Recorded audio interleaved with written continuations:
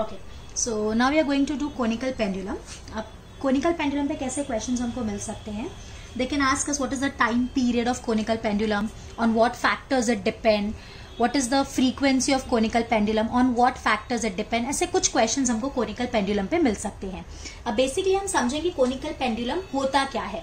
तो आप सबको सिंपल पेंडुलम पता होगा. सिंपल पेंडुलम क्या होता है? जिसमें एक स्ट्रिंग होती है, आपको स्ट्रिंग दिख रही है, इसमें अगर हम एक बॉब बांध देते हैं तो उसको हम सिंपल पेंडुलम बोलते हैं.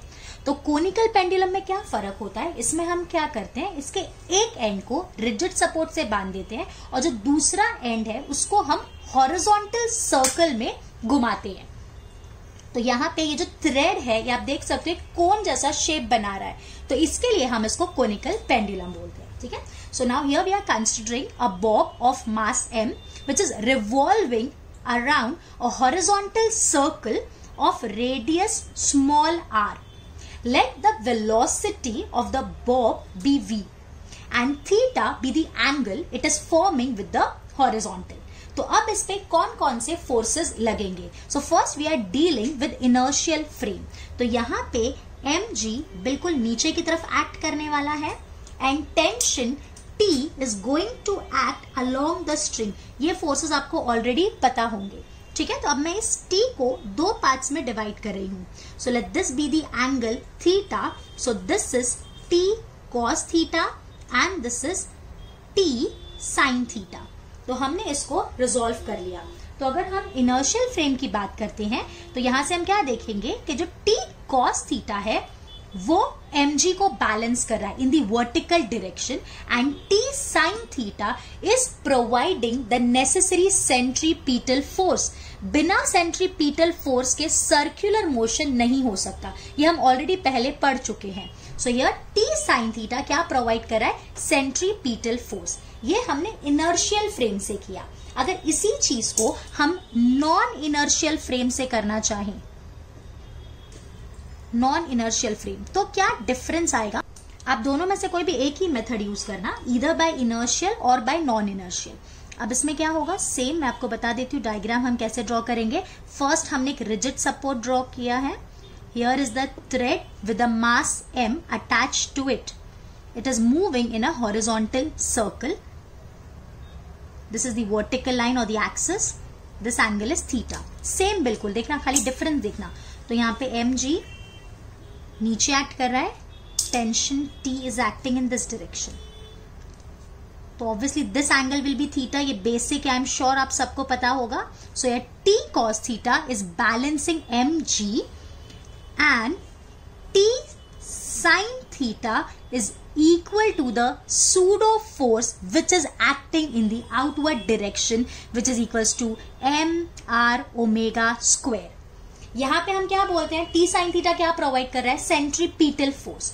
और नॉन इनर्शियल फ्रेम में हम क्या बोलते हैं? T sin theta is balancing the pseudo force that is the centrifugal force. Okay. So here जो मैंने एक्सप्लेन किया वही यहाँ पे लिखा है. The force acting on bob are weight mg downwards and tension T along the string. Tension को हम दो पार्ट्स में ब्रेक करते हैं. T cos थीटा जो mg को बैलेंस कर रहा है एंड T sin थीटा जो सेंट्रीपीटल फोर्स प्रोवाइड कर रहा है. मैं इनर्शियल फ्रेम से आपको बता रही हूं. सो अब मैं वही चीज यहां लिखने जा रही हूं. T cos theta is equals to mg and T sin theta is mr omega square. So let this be equation 1 and this be equation 2. So divide 2 by 1. तो ये क्या हो जाएगा? T sin theta by T cos theta is mr omega square divided by mg. So here n and m got cancelled. T and T also get cancelled. तो ये मिला G sin theta. थोड़ा सा रीअरेंज किया है. I am sure you must be knowing this thing. G ऊपर गया, R नीचे आया, is equals to omega square. So अभी वापस मैं आपको ये दिखाती हूँ. यहाँ पे अगर आप ध्यान से देखोगे तो ये क्या है? This is the length of the string, right? L. तो यहाँ पे अगर हम साइन थीटा लिखते हैं तो साइन थीटा क्या होता है? Opposite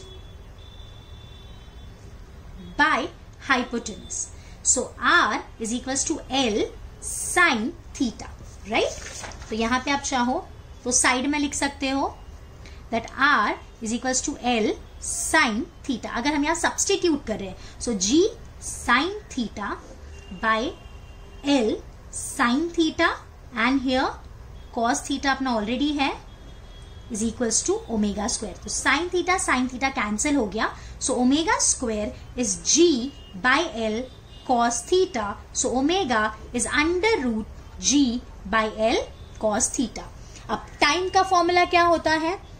time is 2 pi by omega, so which is 2 pi under root L cos theta by G। ये उल्टा हो गया, तो यहां से हमको टाइम का फॉर्मूला मिल रहा है 2 पाई L cos theta by G। तो आप देख सकते हो जो टाइम है वो लेंथ पे डिपेंड करता है, वो G पे डिपेंड करता है एंड वो थीटा पे डिपेंड करता है। It is independent of the mass. Bob का मास कुछ भी हो उसको फर्क नहीं पड़ता, ये चीज याद रखेंगे। T is independent of mass and किस किस पे डिपेंड करता है? T is directly proportional to root L, T is directly proportional to 1 by root G and T is directly proportional to root cos theta। अगर frequency की बात करेंगे तो frequency simply 1 upon time, so frequency is 1 by 2 pi under root G by L cos theta। तो frequency किस किस पे depend करता है? It is directly proportional to root G and inversely proportional to root L cos theta।